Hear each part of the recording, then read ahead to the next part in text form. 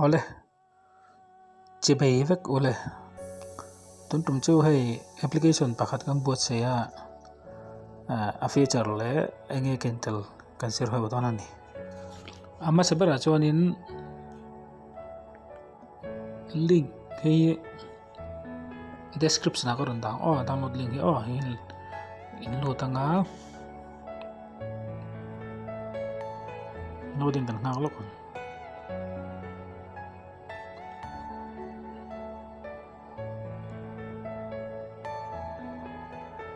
ka block a khani lu tanga iphone a khanin browser man antenan chrome mo browser pa ngai na moi man chuanin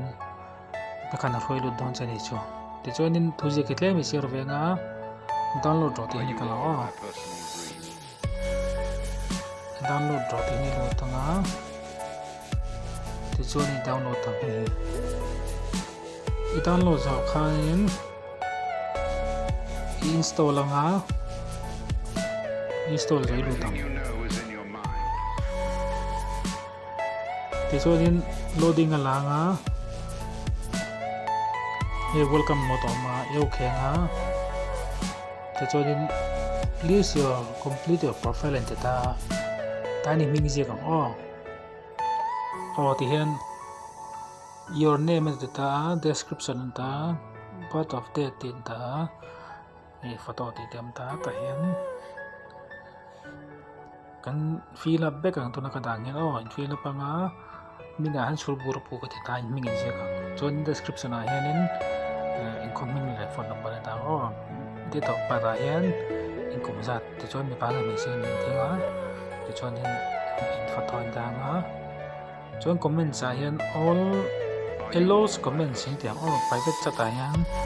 hello private sin tinga receive la ka hian icon and sa ang tinga ti chuan image profile ta save save in petanga save ta ni chu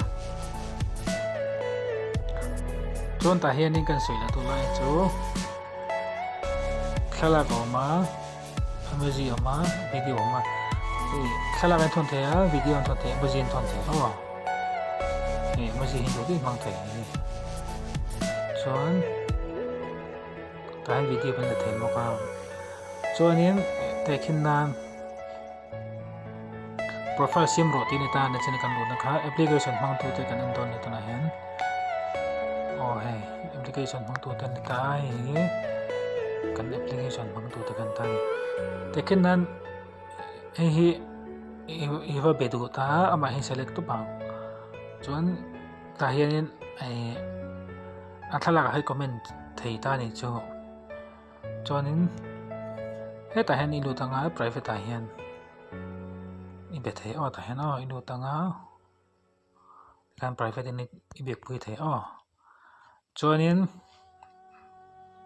hi bellem hi kan profile kan ta bellem ta hi share na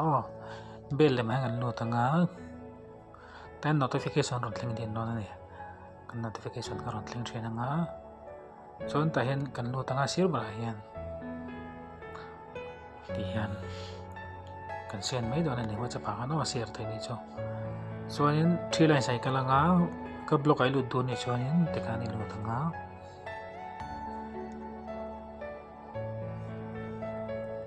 ti ni lu tanga chuan hei thuji ka hi kada venol to hi pathian thu video kan share ha ti kan nei kan thona nga ti kan upload thin dang ne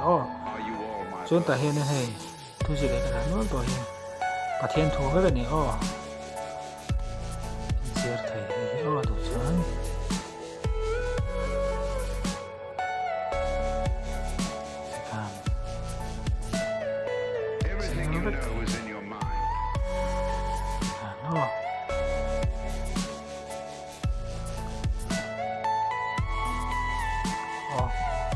khati zong kha loni le phot maro se